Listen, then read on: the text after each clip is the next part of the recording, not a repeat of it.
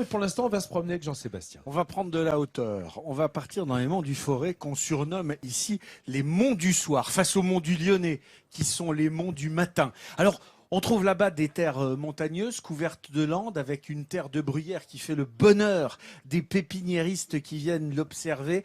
Le climat est certes un peu rude, mais il y a un village là-bas qui s'appelle Montarcher. Et Montarcher a conservé ses anciennes fortifications, mais surtout Montarcher offre un panorama sur les monts du Pilat jusqu'au mont de la Margeride totalement incroyable. Pourquoi?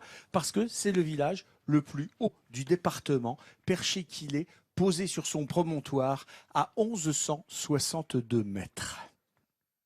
Bien à l'abri au milieu des forêts de pins, c'est à peine si l'on distingue le petit village de Montarcher. Situé à plus de 1160 mètres de hauteur, l'ancienne place forte est célèbre pour être la commune la plus haute de la Loire. 68 habitants, quelques maisons, une église du XIIe siècle, c'est tout ce dont avaient besoin deux amoureux du village, Bernard et Catherine. On adore cette vue, on adore vivre ici. On pense surtout à tous ceux qui sont dans la pollution, alors que nous on est au-dessus de la pollution, au-dessus du gel, au-dessus du brouillard. C'est l'avantage de la montagne. Il y a quand même le plaisir aussi de se trouver beaucoup plus près du ciel que les autres. Et d'être dans un endroit absolument exceptionnel et dans le calme. Ah, tu veux dire qu'on est à côté du paradis? Oui. Vous l'aurez compris, nos deux tourtereaux sont des inconditionnels de leur village. Catherine y a passé son enfance et a décidé d'y revenir une fois adulte. Dès que j'ai pu, j'ai habité à Montarcher. Ça fait donc plus de 30 ans qu'on habite à Montarcher. Pour moi c'est beaucoup plus simple, je suis devenu amoureux des deux en même temps, de la personne et du village. Dans ce bourg de cartes postales où tout semble paisible, les liens entre les habitants sont solides. Ici, chacun veille sur l'autre. Catherine rend souvent visite à sa voisine, Mado, 75 ans. Ça va, Mado? Mesdames. J'aime bien aller voir Mado parce que on est peut-être un village isolé, mais on n'est pas reculé. On se tient. On se tient tous bien compagnie. On se tient chaud en hiver, hein? Oui, oui. S'il y a quelqu'un qui est bien heureux de vivre au Perché, c'est Julien, le chef cuisinier du restaurant gastronomique du village. Car avec sa vue panoramique, les clients en prennent plein les papilles, mais aussi plein les yeux. On pense que dans la Loire, il n'y a pas des beaux paysages, et ici, on s'aperçoit que c'est magnifique. En venant s'installer ici, Julien s'est lancé un défi. Amener son restaurant jusqu'à la consécration et être reconnu par ses pairs. Ce village, c'est une vraie valeur ajoutée pour lui.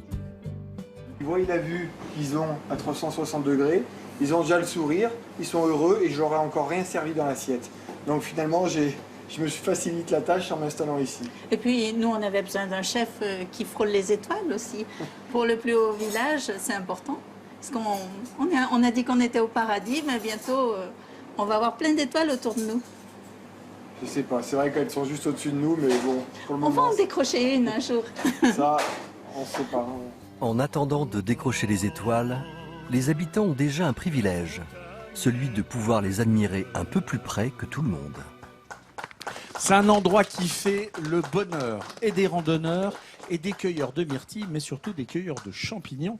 Et je sais que Régis Marcon, qui était là mercredi, Oui. adore cet endroit. C'est sûr, Alors, chef. Éric Emmanuel, vous êtes randonneur. Je suis sûr que c'est le genre d'endroit où, comme vous êtes un contemplatif, que vous adorez. Mais il y a un autre endroit, je sais que vous aimez beaucoup quand vous venez ici à Saint-Étienne, c'est le musée des Beaux-Arts. Ah oui, franchement, c'est une des plus belles collections de Arts France. modernes, oui. Un musée d'art contemporain, moderne. ouais. Il y a forcément des choses qui vous plairont et forcément des choses qui vous déplairont. C'est un vrai musée d'art contemporain. Non, Alors, mais déjà, on rate pas la façade hein, avec ses carreaux noirs. voilà, ça c'est un bâtiment qui a 30 ans. Avant, il y avait déjà des collections, mais tout s'est installé dans ce bâtiment il y a une trentaine d'années. Il y a des expositions permanentes qui changent, on va chercher des choses dans le fond, on en met. Vous savez, les caves d'un musée comme ça, c'est plein à la fois de trésors et de choses qui parfois sont totalement dépassées, puis qui reviendront à la mode. Ouais. Il y a eu, pendant des décennies, vraiment des conservateurs qui ont vraiment acheté de l'art contemporain partout en Europe, même en Asie d'ailleurs, d'une façon vraiment audacieuse. Et donc, voilà, vous trouverez à la fois des grands classiques du contemporain. Il y a un Fernand Léger qui est très beau, il y a une nymphéa de Absolument, il y a un Monet. Tondo et Nymphéa. Voilà, il y a à la fois des grands classiques. Je dirais, il y a les vedettes et puis il y a les gens à découvrir. C'est le deuxième plus gros fonds d'art contemporain Oui. après le musée d'art contemporain de Paris. Mais non. Il y a 20 000 œuvres qui sont dans les réserves, qui sont exposées et dans les réserves de ce musée qui couvre toutes les périodes de l'art contemporain, hein, de l'art pauvre jusqu'à l'art minimaliste, en passant par le pop art. L'art modeste aussi. Et l'art modeste aussi. C'est impressionnant. Génial. Eh ben, écoutez, on va y aller. On va en profiter d'être là encore pour une bonne semaine pour aller voir ce musée qui est absolument superbe. Et je suis heureux que vous l'ayez découvert Et à en travers plus, nous. ça vous donnera un changera et il n'y a pas de croûte. Ça sera à la différence de ce que nous... Alors, moi, ce que écoutez, nous avons devant Eric nous. Emmanuel Schmitt, l'humour fromager, j'adore ça. Ça tombe bien, ça tombe bien. Il n'y a pas de croûte dans l'art moderne, en tout cas dans ce musée. Merci.